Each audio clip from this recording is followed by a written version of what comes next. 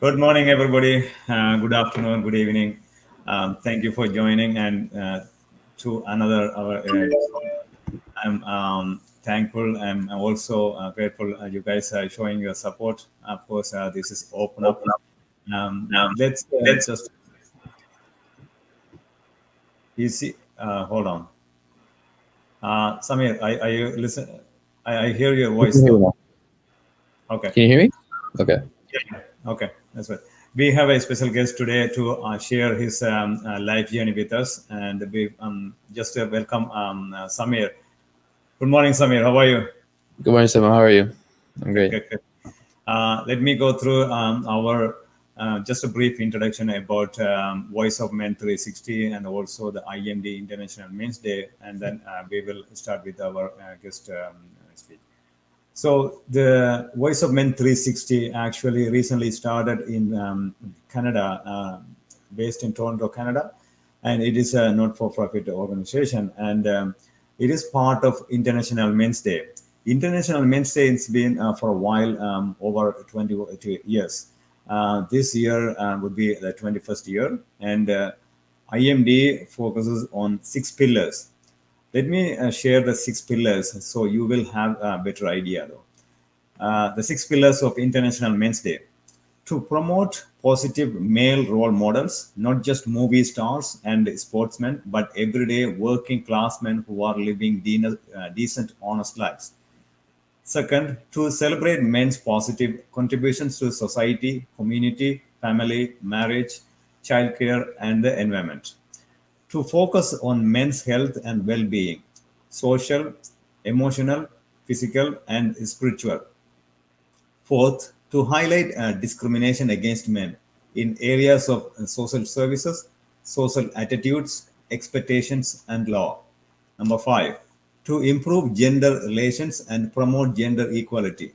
Number six, to create a safer, better world where people can be safe and grow to reach their full potential. These are the six pillars we are taking, and then we are focusing on that, and taking a number of initiatives around the world. So far, 90 countries joined together.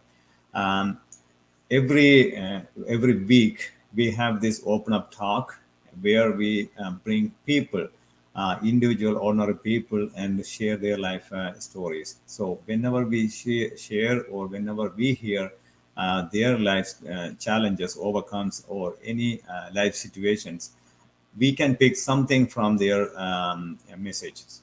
Okay. Some kind of positive impact, just creating awareness and making a positive impact in people's lives. That's what it is basically. Especially men's and boys, we don't really have an open discussion. So this is a platform where we can have an open discussion, and then they can share their life journey. So today we have a Samir Awan. So he's a student. He's going to share, and let's start just share your story or introduction first, and then we'll go from there, Samir. Okay. Also, yeah. As previously stated, yeah, my name is Samir, and I go to Durham College. Right now, I'm kind of on a semester break as I'm helping out with a couple of community, volunteering things just to better some areas, especially since during this pandemic, there's a lot of areas where some people need help with things such as especially at like homeless shelters. I'm trying to see if there's any kind of um, like involvement that can involve a lot of people, which doesn't break the COVID rules. So that's kind of challenging there. But yes, so for Durham College, I go for protection, security, and investigations. Um, I was originally going to go into police foundations, but I feel that PSI would have given me a little more, um, I guess, a more expanded, um, version of law enforcement because it can then give me various different experiences instead of just being strictly for becoming straight into the law. With PSI, I have experience in investigations. I mean, it basically speaks for itself when you listen to it. And so it could be security and be detective because a lot of people when they go into the police force, it's not only just doing you're in the cruiser and you're going around on call, and as soon as something is fishy, you go down to it. If you get called by dispatch, or if you catch someone speeding, you're gonna pull them over. It's not always like that. Most people that go into the police force, they either want to branch out and become a detective, and whether it's homicide or gang, special investigations unit, anything like that. That's what people mostly do. And going into police foundations wouldn't have really given me that kind of expertise or education regarding that. It would have been PSI, so that's what I chose, and it's going pretty well. And Good to hear. You are Jut, and then you are also taking some initiatives. yeah. Let's talk about. Let me take you back about 5, 10, 15 years old. Some kind of inspiration you got it that those days, right? To go into this specific field. Can you remember any specific moments in those early years? Well, 15 years ago, if you say, I was like maybe um, 4, I think. Or let's just go back to maybe 10 years ago. Yeah, I was 9. Um, whenever you can remember. yeah, yeah, no worries. Uh, okay, well, from what I can remember, the whole idea of becoming a police officer, that really, that honestly came to me when, oh yes, when I was watching the show, movie called Lethal Weapon. Uh, and understandable, obviously, whatever happens in movies, it's not always like things that can happen in real life, but it's just the thing of, it's just the idea of being given something that was done injustice to someone, and you can, Mhm. and by your work you can fix that and bring justice to the person that deserves it. You know what I mean? So um one of my main goals, well, ever since a kid, I believe I was 8 when I realized this, that being a police officer would be something great. But one of the main things that really did that to me is just the fact that I feel that there needs to be a lot more good being done into the community, where people aren't really scared to call the police for help or anything like that, because from what I've noticed recently, well, not recently, but dating a few years back, is that people tend to avoid the idea of calling police because, one, it'll make it seem like they're not going to come in time, or they don't really do their best efforts into helping the person that called them. And also the fact that they think that police officers are just they're just there to catch people who are bad, but they aren't there Mhm. to help the good, if that makes sense. It seems like they're just there to see whoever's doing something bad or illegal, and then they'll get them. But if there's someone that just wants some help in regards to something like an elderly man, their front yard, he can't Right. get there, you need some kind of help breaking it, right? Mhm.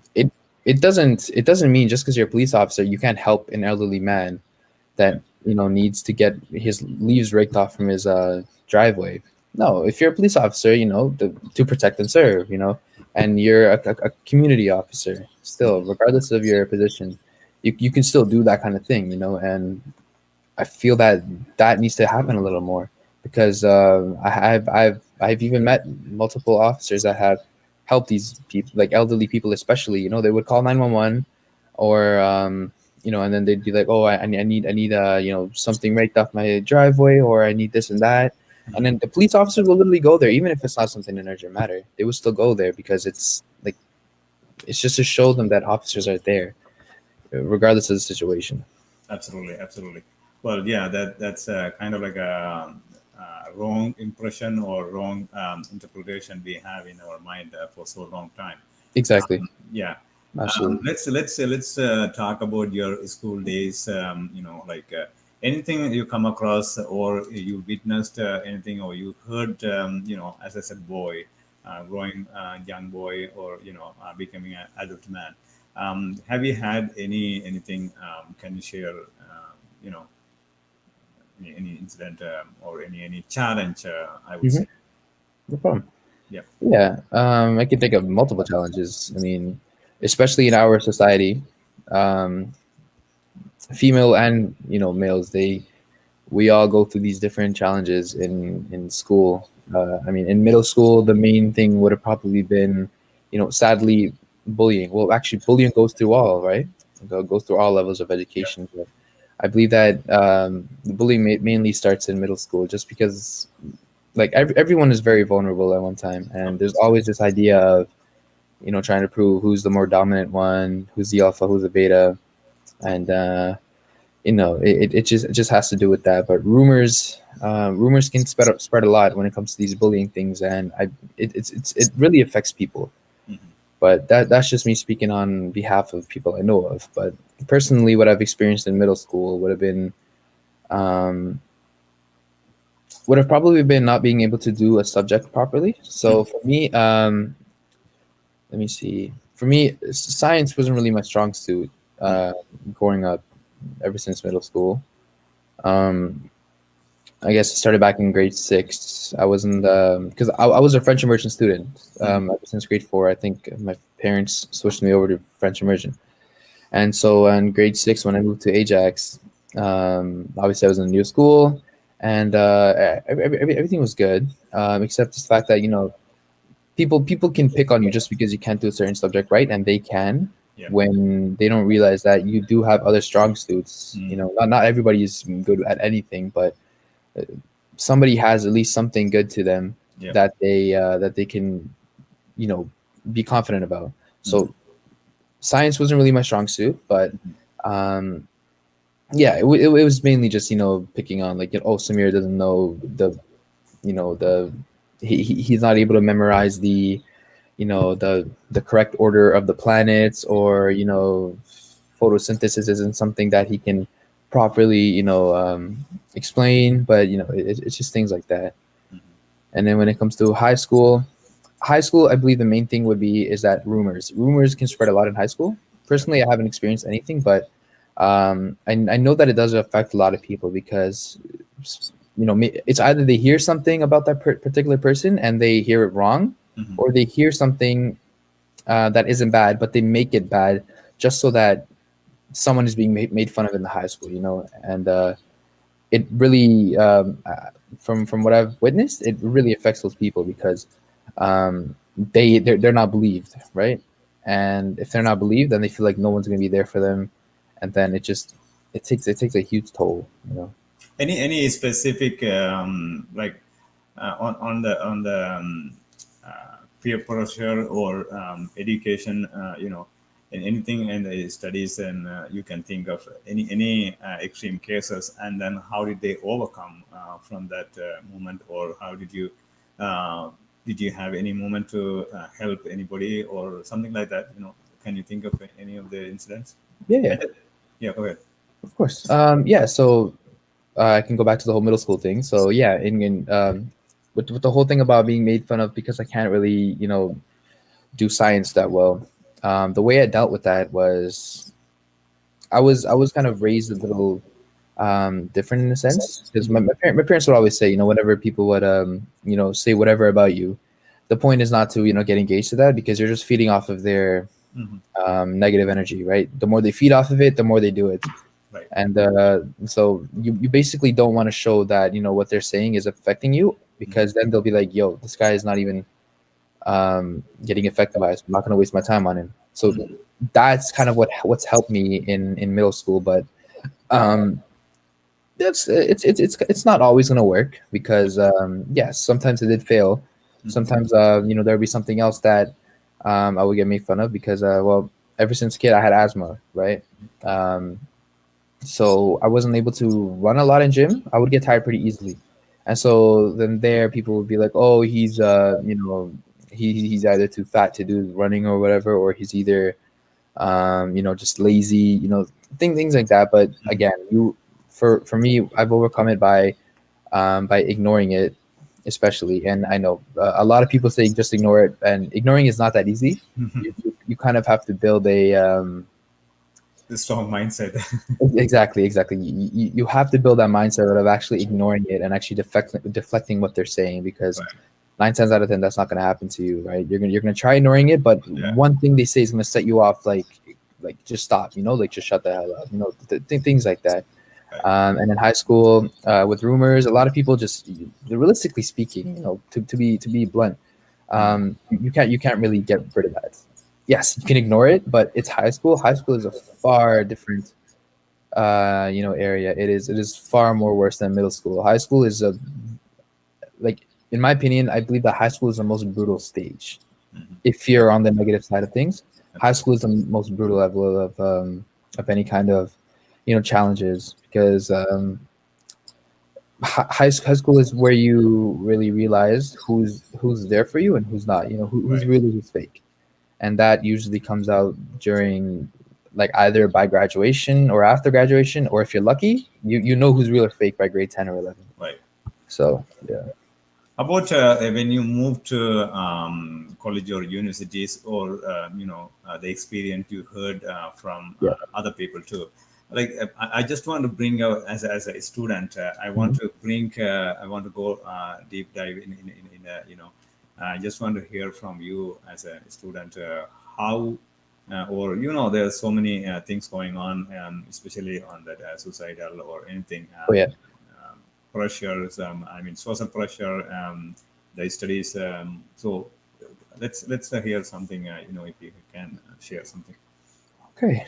um yeah, well, I guess, if you want me to talk about the whole, today's society thing, it's there's various things Hmm. that you can talk about. Hmm. um I guess right now what would be is, since I'm here speaking on behalf of youth, in today's society, I honestly feel it's kind of failing the youth a little bit, because um how could I say this right? Yeah, so standards is something that right now um it seemed like something you have to meet, if that makes sense, right? And Yeah. it's not like good standards. These things can be like, you know for example, for like guys, you have to have a certain amount of, um let's say, girlfriends, right, in order to be deemed someone respectable. Mm. From at least what I've witnessed here in Durham, and in Etobicoke too. I've visited down there, and I've talked to some people that I used to be friends with and everything, and it's really weird. It's like, men have to do a certain thing, Hmm. which then will deem them as, yes, that person is a man, right? So for example, one of my friends is into gymnastics, Mm. right? And he's um you know he does it very well, because of the coaches that say that he can do it properly and stuff. And he also, I believe, he trains a couple minors that do it. And then, but he's told me that a lot of people that he used to be friends with, right, um, they're not with him anymore, because of that sole reason. Which, again, that didn't really make sense to me, because um, I've known a lot of people that have done gymnastics, and they Mm. were they were men. My little brother did it for Mm. a year or two, and he still has these friends. But like I said, um, it goes back into high school, when you realize who's real or who's not. Because yeah, he's been doing gymnastics for a while, and in high school, is when he lost those friends, because of that reason. Because someone made fun of him for being, oh, this guy does gymnastics. And then, as soon as the word got out, everybody was like, "Oh, why is gymnastics such a bad thing?" Mm. But in high school, people will believe the hype, regardless of what side is wrong and what side is right. Right. They're Right. just gonna be part of the hype, because they want to be part of something. It's like you have to be part of something, and they don't care if it means that you're making fun of somebody's pride, or you're making fun of somebody's, like it's his hobby, right? It's just something he's passionate about. Mm. And so, and he lost his people about that, because of that reason. And the rumor was, oh, he doesn't do gymnastics, because so he's a woman. Mm. But, like, if you think about it, that just makes no sense. He's clearly someone that is respectable, well, at least from how I've known him. And just because he does gymnastics doesn't mean he's a woman or something like that. He's a man, right? But you shouldn't have to pick on him for that. And the point of what I'm saying is that people feel like for a man to do manly things, he has to be doing something that from the 1950s, for example, was deemed manly things, right? And same thing for a woman. A woman is not a woman unless she's doing these certain things that women are supposed to do, which So most of them are what you just are basically saying is culturally and socially that those things are built in our mind. Of course, it's Mhm. some people say stereotype or whatever they call it, Yeah. but it's a very constructed or very awkward society. Yeah, Uh, yeah, absolutely. but anyhow, let's move on. Your father and son relationship as a Mhm. boy. When you go back, I would say like maybe early years, and then now when you growing up, and then when you become a man, and what did you see, and how did you see the transition, and then how is your father and son relationship? Of course. Yeah. Well, my father, I believe he's been on this open up. He is someone that Yeah. I highly highly respect. Mhm. He's someone that I look up to, and I'm extremely close to my father. I talk to him about a lot of things. Whether they involve politics, whether they involve my school, sometimes my personal life.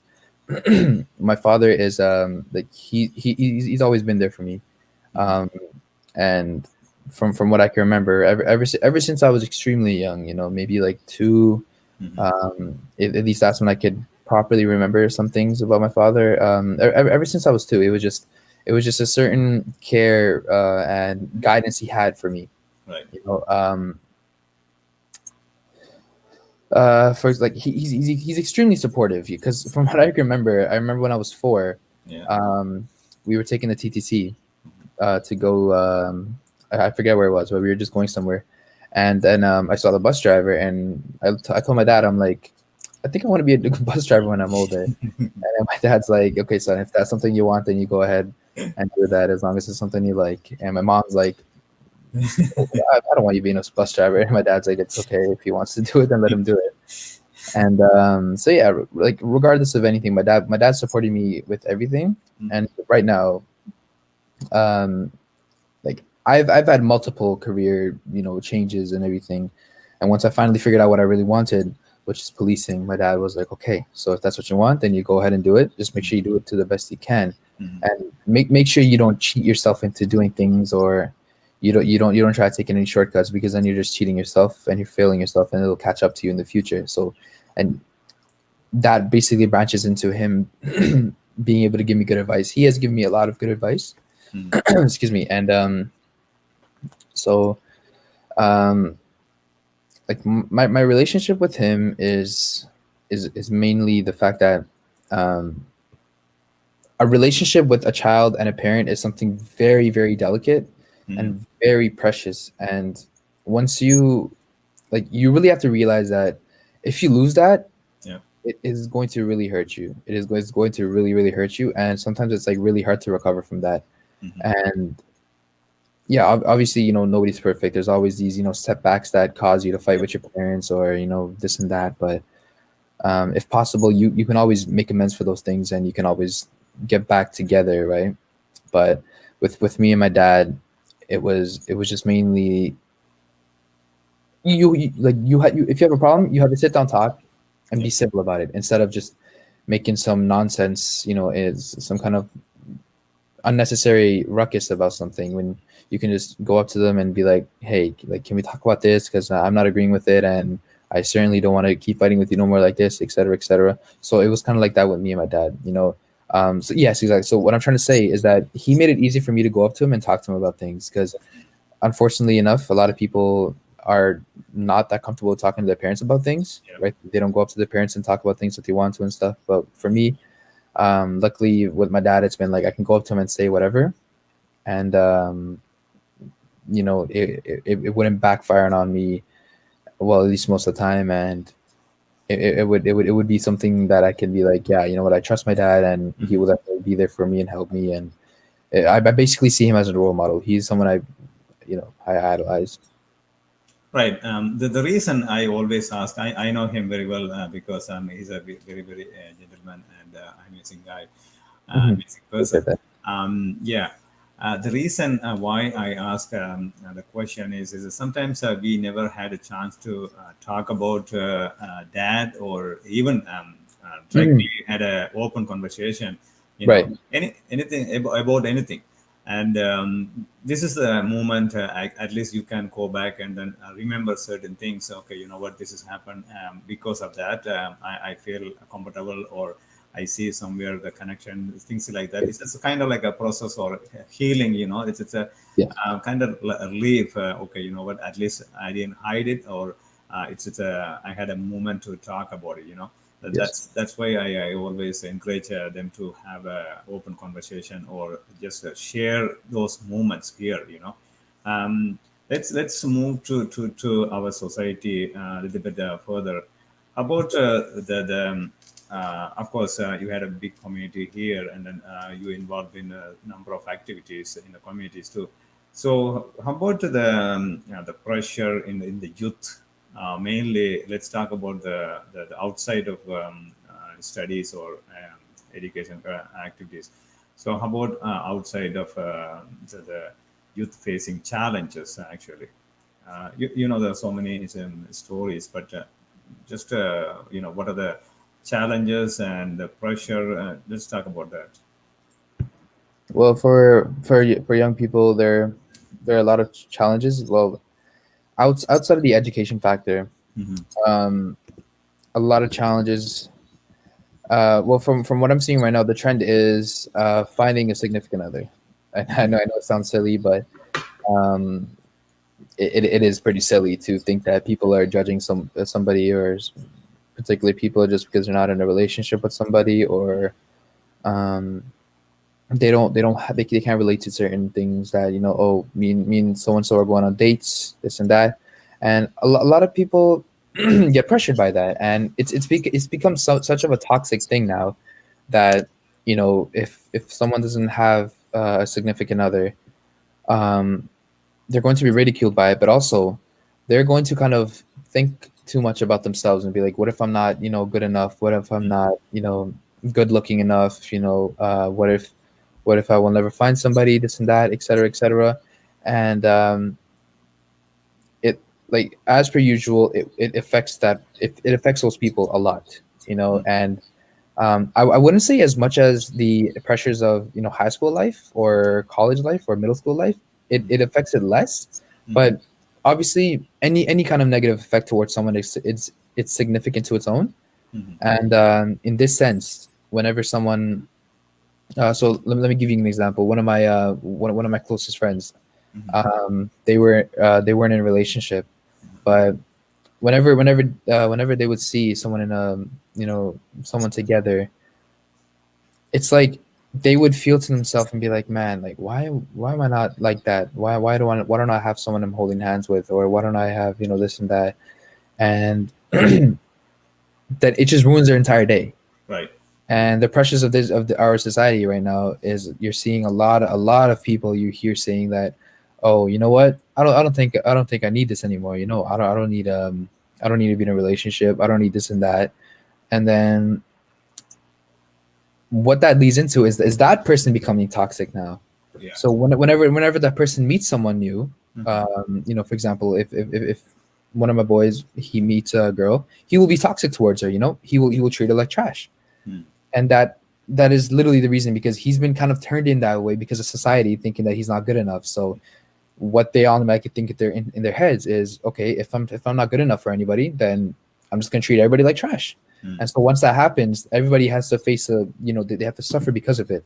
But realistically speaking, they became that way because right now the trend is that if you don't have someone, then you're just not good enough, and you're not worth anything. And like I said, it's ridiculous. It's really silly that this is something that has become a requirement, but there are multiple other things that I can say, and I don't know. I don't know if That, there's enough time for that. you're talking about very important Yeah, one key aspect. I believe it's a comparison, and then yeah, comparison exactly. you know, um, it's not respecting themselves or giving Yes, a higher absolutely. value, treating them well enough. They're always comparing because that's kind of like a human nature. But specifically, when we're talking about Mhm. boys or men, it is Yeah, it's very very sad to hear. But of course, absolutely. that's the way it is. And then Exactly. I think Sadly, the social pressure is there. yeah, You for know, sure. uh, in a certain level, right? It doesn't matter any community or any background, but it's still when we talk about the men's, it's the pressure is there. Uh, Yes. the pressure is always there. How about Samir? Those has go through or like those people having that Hmm. some of the extreme cases I'm talking about, the mentally they have a challenge, or sometimes they take decision going suicide. So anything particularly you can say, or do you have any experience, or have you come across any of those situations, like these people or that people, this has happened, Of and course. you know anything. Yeah, sure. Um, it's good that you mentioned that because I was going to mention that as well. And um, yeah, there right now, mental health is a very, very, very trending topic, Yeah. and it is very. It's sad that it's trending because the reason it's trending is because there's not enough attention being brought to that thing. Mm. Mental health, in my opinion, is far more important than physical health. And a lot of people will say it sounds wrong, but realistically speaking, you can kind of fix what's happening on the outside, right? If you get a cut, or God forbid something happens to one of your limbs, or anything like that. But what's happening inside is something that isn't really medically curable. Yep. You know, um, being able to control your mental health it's honestly, it has to be a skill, Mm. because a lot of people, from what I've experienced, they can't really control it. And I can give you an example. In grade 10, I had this one friend. Um, she's in Bowmanville now, I think. But anyways, she was going through a lot, and the main reason it was is, like I said, rumors. In Yeah. high school, rumors spread. Rumors happen because of whatever reason, and her rumor, her rumor consisted of her. It was so stupid. It was something about, I think it was at the gym. They were in their locker rooms, in the change rooms, changing, and um, she was like, "Oh, sorry." One of the girls was like, "Oh, she's shy to change in front of all of us. Is there some kind of problem?" And then, so one thing led to the one thing led to another, Yeah. and things escalated significantly. And the what the end result of that, picking at, was, she doesn't change in front of girls because she probably has, a male genital part, so she doesn't want to show it off. And then it's ridiculous that that's something that came out of that, because obviously maybe someone's just shy to change in front of a group of people that she's not even friends with, right? But people said that, oh, she has a male genital part, so she's not going to change in front of us, and that would happen. And it basically spread throughout the whole school. Even the freshmen were making fun of it.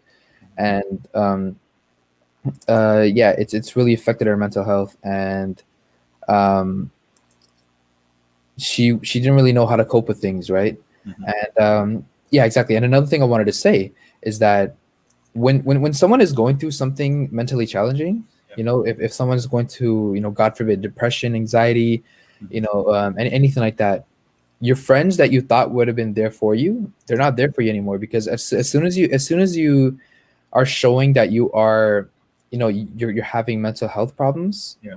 or as soon as you show that you need some kind of help, no one is there for you when you need help. And that is what I feel is extremely sad. It's extremely unfortunate, because because you could have been that person that could have helped, but instead you thought that, oh, I'm not going to help so and so because if I help them, then maybe it's going to happen to me, or maybe people are going to make fun of me for helping someone that has these mental health problems. And that is another thing in today's society that is a problem. It's a huge problem. If you help someone with mental health problems, if you advocate for mental health awareness, anything like that, then you are deemed as someone that, probably has mental health yourself, mental health problems yourself. And then that another thing branches from that is that, okay, so if you have these mental health problems, you're a bad person. Mm. And that I feel is extremely terrible, because it's like saying someone with depression, for whatever reason, it could be maybe they're getting abused at home, God forbid. Maybe that's happening, So and maybe that's affecting their mental health. basically labeling, mislabeling in a different way, like Mhm. that will impact in many ways, Exactly. Let's talk about the boys though. Do you believe or do you think that from your personal experience as a boy, as a young man, Hmm. uh, the openness is there openness with the boys? Let's say if there is any issues, doesn't matter, mental challenge or Hmm. any health issues or anything. Do you feel there's a openness in boys world? Straight and simple, nope, not at all. Not at all. For guys, um, What would be it's the extremely reason? difficult. What would be the reason, Samir? The reason would simply be is that men are not supposed to be having these kind of problems, because then they're deemed as sensitive. And if men are sensitive, then Mhm. they're not a man, and they're not someone you can rely on. There's not someone you can respect. And that's another reason why men, boys, men, whatever, they're not able to talk about their problems, because then they'll get made fun of, because, oh, you have this problem, like, what's wrong with you? You're a guy, like, why do you have this problem?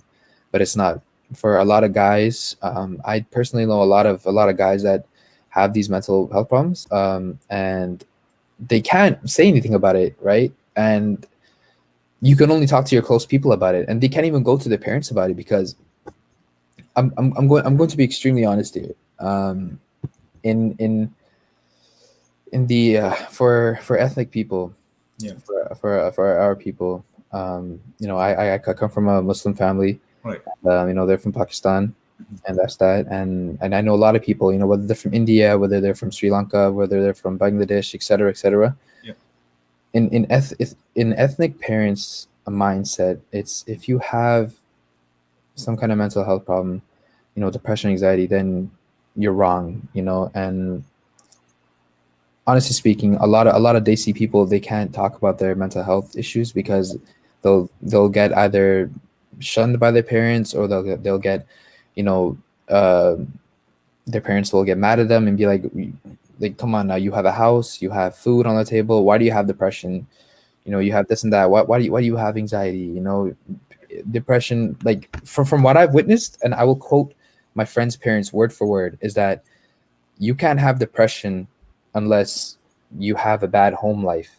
Over here at home, we give you food, we give you water, we have a shelter, you have your own laptop, this and that. So you can't have mental health problems. Okay, you need to stop that. You're going through a phase, and that's that. That is quote for quote what I've witnessed, and that I found was absolutely absurd, because, like I said, you can't always control what's going on inside. And Sometimes, I mean, you can put in a single form, like let's say we provide everything. In some level, you can think of. We don't want to discuss here, but you can think some level in some world. You can say, okay, everything is provided. So yes, what yeah, else you need? yeah, It's kind of like treating not like a human. It's yes. more like a I don't know. It's No, I know what you're trying to say. Yeah, absolutely. you know You're what. right. So it's a really hard and then it's a really sad to. Very. I mean, that's a reality. Yeah. It's absolutely a reality, and then we had to face it, and then we had to absolutely agree that, realize that, recognize it. it's not going away. It's very It's deep growing. into that, and it's rooted. Yeah. It's Yep. very true. Absolutely. How about what do you think? Like, is there any way that at least in the generation, I mean, the future generation, Mhm. what can do or having a open talk? Of course, this is one of Yeah. the way we are saying, or this is one of the place we can have that. But at the same time, what are the other things you can think of, for especially for those young people? When I say young people, not only about 20 years, but also 5, Younger than that. 10, or 15 years old, Yeah. Of the course. teenagers. But what do you think? What are the things we can do as a from our side, as an individual, even community, for to do, Well, I mean, the straight up answer I can give you is simply just bring more awareness to this, but not just by saying like sharing on your Facebooks or on your Instagrams or on your Snaps, you know, oh it's Mental Health Awareness Week or Mental Health Awareness Month. Let's do something about it. Like I honestly find that, respectfully speaking, BS, because it's one thing to post awareness about it, but it's another thing to actually put action towards it. yeah. Like going out to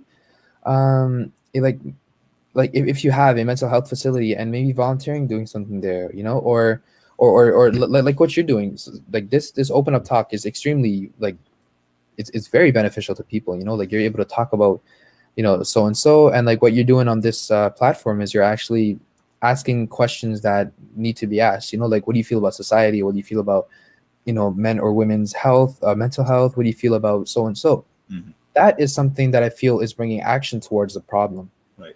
rather than just posting about it. Like anybody can do a simple post, Yeah. oh, it's mental health awareness, so and so. But things like what you're doing here is a very well example of um, being able to talk about certain things. Yeah. And so, how the future can benefit from it is expanding it a little more too, Hmm. right? And get rid of this whole, you know, this extremely silly, stereotype where men can't have mental health problems because they have to be, providers, they have to be this and that. Like, come on, that's ridiculous, right? And also another thing is that I feel like ethnic people now in my generation will be very good parents, Hmm. simply because we learned from what our parents did that we didn't agree with. Hmm.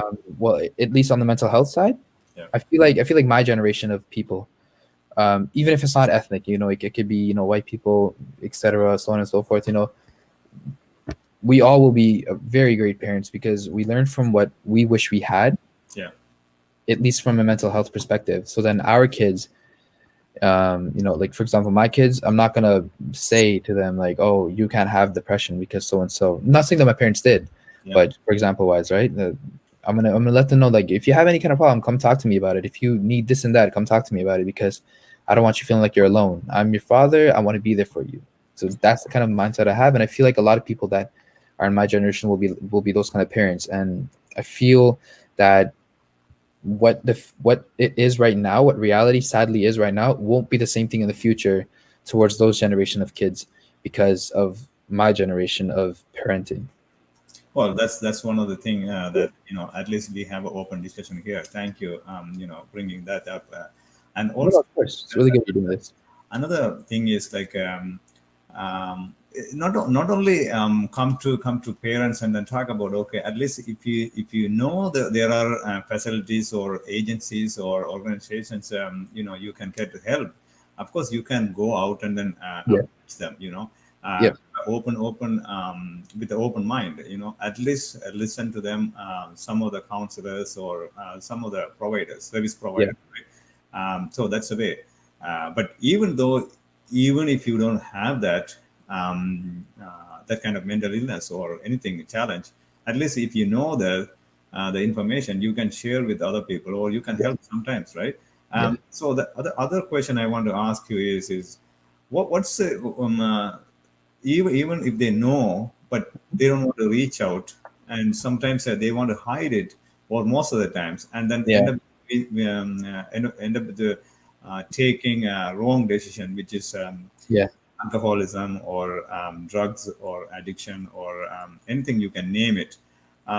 So what are the things can you think about, from your peers or like anything, even in the society? Well, so what you said was to Why they hide it, oh, or okay. why they don't want to come out, and then even though even if they know there are agencies or Yeah. places they can go and help, but Oh, yes. Okay. don't, Mhm. you know what I mean. Yeah. Go Yeah, ahead. of course. Okay. Yeah. Well, there it's good that you mentioned agencies, because there are obviously agencies that deal with these certain situations, right? Like the I believe I think it's like Kids Helpline, or now I think there's a new thing in where you can literally talk to someone about your problem, suicide prevention. Yeah, And like I said, it's sad that we need to place these certain organizations, because it shouldn't have come to that point. yeah, It should have already been something that was talked about, or something that was easy for people to do, right? But sadly, that's the reality, right? But yeah, so a lot of people, like I said, are whether it's men or women, they're not able to speak about these certain problems, because they'll either face backfires at home, where their parents will make fun of them, or just not make fun of them, but um, neglect their feelings. right. And also the fact that they might not also they also might be scared to tell their peers, because, like I said, in high school, you don't know who's real or fake until it's either at graduation, or after a little bit after graduation, or if you're lucky, somewhere in the middle, Hmm. right? And so yeah, so a lot of people aren't able to speak about these problems at those times, because they're afraid of losing those people. Because honestly speaking, having those friends is kind of like a a not so it's a very toxic support system, because you think that they're supporting you, but they're not. They're only making you feel that way because it makes you feel like you have people around you. And once you speak about your problems, there you go. And then, like you said, it does branch into things like drugs and alcohol. And it's really it's just terrible that that's something that can help them ease their pain a little bit, which then leads to far more worse things that obviously you can think of. Yeah. The reason I brought it up is Yeah. I was on other Zoom session Hmm. from our one of the wellness center. It's called Vasantam, and then Yeah. it was saying about 20 young men. We lost 20 young men in the last 3 months or 2 months. Yeah. So it's a nonsense. I agree. It's hard to hear, sad to hear. But let's talk about the activities you involved. Do you? I believe before I mean I just want to add one thing. Hmm. So the awareness we have to. I believe we have to create, or we have to start from maybe even kindergarten or high school or the middle school, like Hmm. that's where they get, you said there's a most or the highest ratio of challenges, like Yeah. they, so maybe I believe we had to start that awareness from those years. But Absolutely. how about in your work, like the volunteers that you are doing? Do you have anything like this, or what exactly you are doing in terms of helping Hmm. people? So, Well, yeah. As I previously stated, there aren't really anything. There aren't things that you can do right now that can be deemed as volunteer work for mental health mhm, awareness. Personally, I am actually looking into maybe starting something up, but obviously with COVID rules, you can't really do something publicly right now, yeah, like any kind of gathering or anything like that. But like I said, what you're doing, as I previously stated, yeah, is an extremely great way of um, talking about mental health and everything, which is something that I kind of want to start up maybe, which I've been thinking about ever since maybe quarantine started, because quarantine is kind of what also worsened these mental health issues, because you're yeah, alone in the house and you can't go outside, you can't see your friends, maybe online, but you can't physically do that. And that's what worsens it a little more for some people. Yeah. And yeah, so that's something I want to be doing. And then obviously, have people come and talk about issues, about what they're feeling, this, et cetera, et cetera. But the main thing right now is instead of only posting about these certain awarenesses and stuff, make some kind of contribution from yourself to do it.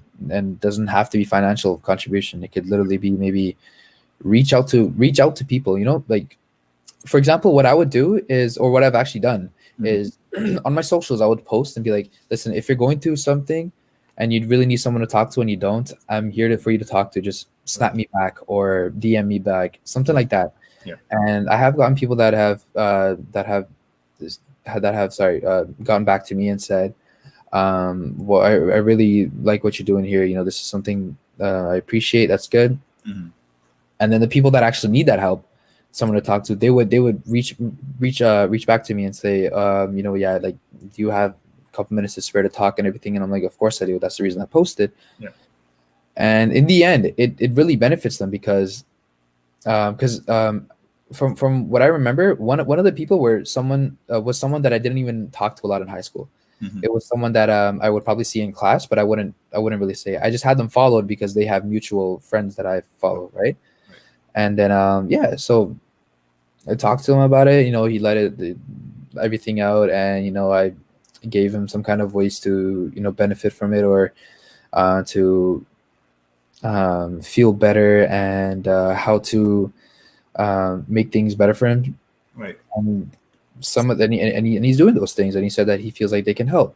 Mhm. And in the end, it's kind of two birds, one stone, right? You make a friend, and you also help them with what they're feeling, because sadly enough, they didn't have anybody they can go to, not even their own parents. Right. So Absolutely. yeah, Absolutely.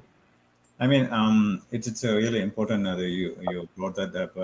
You mentioned that because it doesn't matter like how long it's a 1 hour or at least 10, 15 minutes. You can yes, have just a quick talk because some absolutely, we don't know what's the other end of the other side, yes, who is really going on or what they are actually going through uh, absolutely, on that particular moment, right? So absolutely, maybe it's could be a saving life. We don't know. absolutely, So it's a good way. It's starting. There's no wait. We don't need to wait. Or somebody else going to do it. Or do I have an experience? Or how can I do it because I'm not a medical professional? It's just a having an open conversation. absolutely. You're right. Yep. Because end of the day it's a privacy, of course, but at the same time, just give a brief. I mean, just an open space, like open heart, just to listen to their story. Or what, maybe what, I cannot make a comment, or I cannot advise you, but I know people, I know groups that they can help you. So something like that, it will help big time. We never Absolutely. know. But having said that, this is one of the way, and then I really appreciate that you are doing, because not only it will help ourselves at the end of the day, Yes, but also it will help somebody. That absolutely. person will help somebody else too. It's just a chain reaction. So anyhow, thanks a lot. I really appreciate Thanks for Samir, having me. because that's why I want to bring people like you, from the younger or youth generation, and then have an open Yeah, discussion. So by listening to his speech, by getting the message in somehow, he discussed. He was saying, he said a lot of things. So at least if you pick one or two things, you know, just have an open conversation. That's all. End of the day, it's a matter. So reach out any people. We don't want to lose lives anymore, right? Because exactly. ratio is three times the suicidal ratio in men is three times than women. So it Ab- doesn't matter either woman or men. We don't want to hear any more deaths or anything, Absolutely. specifically talking about mental health and things like that. Yes. But thanks a lot. I really appreciate that. So I always say this platform open up. It's a live talk, of course, and anybody, any walk of life can come and join. You can share your life journey. When Please you do that. whatever life challenges, life Yeah. situations, any stories when you share with us, with the viewers, so whoever was watching is watching, they can get some kind of at least 1 or 2 points, and then they can talk to their friends, colleagues, and then so the other end, somewhere somehow somebody else will help. Yes. So this open up talk on Sundays from 10 to 10:30 or a little bit more, but we need to have a discussion, Yeah. especially this generation, and then the important, very important thing is like the ethnic groups that we have. We are very limited or controlled by culture, by social, and Sad. anything you can name it. But we have to open up, and Yeah. we have to have an open conversation, and at least the next generation can come forward with the open heart, and then open their Yes. issues, and then they shouldn't go this path. Yes. So that's what the bottom line is, just creating awareness and then making some kind of positive impacts in somebody's life. That's all what we need today. So thanks a lot, and then please subscribe our channel, Voice of Men 360, and also we have a talk show on Sundays, as I said. Also, we have webinars. Any specific topic we are going to cover, we always have it every week, and also we do it in Tamil too on Wednesdays from 7:30 to 8 o'clock. Also Saturdays from 8:30 to 9 o'clock or more. Anything anybody wants to join, and then willing to share your life story, please reach out to us. All right. So Thanks a lot. powerful. Thank you, Samir.